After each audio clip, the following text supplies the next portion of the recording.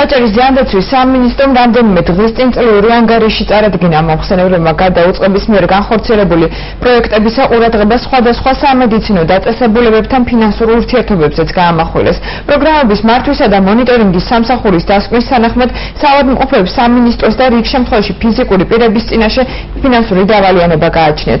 სამინისტროში ცდომილებას სამედიცინო დაწესებულების ტექნიკურ ხარვეზად მიიჩნევენ. კლინიკებში კი განმარტავენ, რომ სახელმწიფო ჯანდაცვის პროგრამა ჩამორჩა თანამედროვეობას. თამარ კიკნაძე მოგითხრობთ.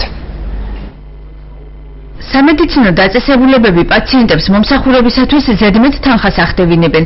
აღნიშნული შესახებ საუბარი იყო აჭარის ჯანდაცვის სამინისტროს მიმდინარე წლის ანგარიშში. მეზღვაურთა სამედიცინო ცენტრისა და ბათუმის რესპუბლიკური კლინიკური საავადმყოფოს შემდეგ პაციენტის ვალი სამედიცინო დაწესებულება მედინას აქვს. როგორც სამინისტროში განმარტავენ, სამედიცინო მომსახურება ხელშეკრულებით 455 ლარზე გაფორმდა, თუმცა შიდა სტანდარტის მიხედვით პაციენტს 1335 ლარი გადაახდევინეს. Pacients con სრულიად ჩატარებოდა ოპერაცია ლაპარასკოპული მეთოდით. დაწესებულებას და პაციენტს შორის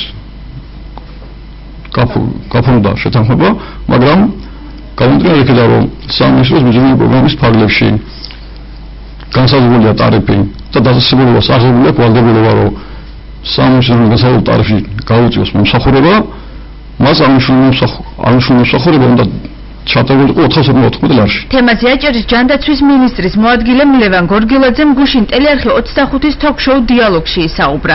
მისი განცხადებით, როდესაც პაციენტი მომსახურებას სახელმწიფოს მიზნობრივი პროგრამის ფარგლებში თანადაფინანსებით იღებს, დაწესებულება ვალდებულია ხელშეკრულებით გათვალისწინებულ თანხაში ჩაეტიოს.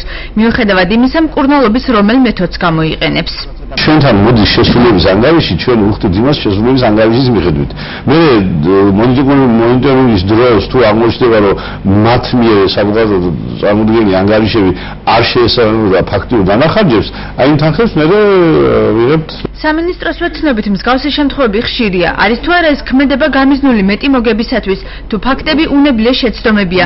სამინისტროს განმარტებით ხშირად ამის მიზეზი ის არის, რომ სამედიცინო დაწესებულებების ადმინისტრაცია ხელშეკრულების პირობებს არ იცნობს. ზოგიერთ შემთხვევაში რომ უბრალოდ ხელშეკრულების პირობებს კარგად არაა გაცნობილი დაწესებულების ადმინისტრაცია. არის შემთხვევები, რომ ფაქტური ხარჯის გამოთვლის დროს არის ხარვეზები. როგორც დაწესებულების ფინანსურ განყოფილებაში ამბობენ, აღნიშნული პაციენტის ოპერაცია მანამდე დაფინანსდა, ვიდრე საყოველთაო ჯანდაცვის პროგრამა მოქმედებოდა. მაშინ კი პროგრამაში დაკონკრეტებული არ იყო, რა მიზნით უტარდებოდა ქირურგიული ოპერაცია პაციენტს, ორგანოს შესანარჩუნებლად თუ მის ამოსაკვეთად. ამასთან ტექნოლოგიების დახვეწის კვალდაკვალ გაიზარდა თანხებიც, რაც 1 წლის წინ მოქმედ პროგრამაში გათვალისწინებული არ იყო.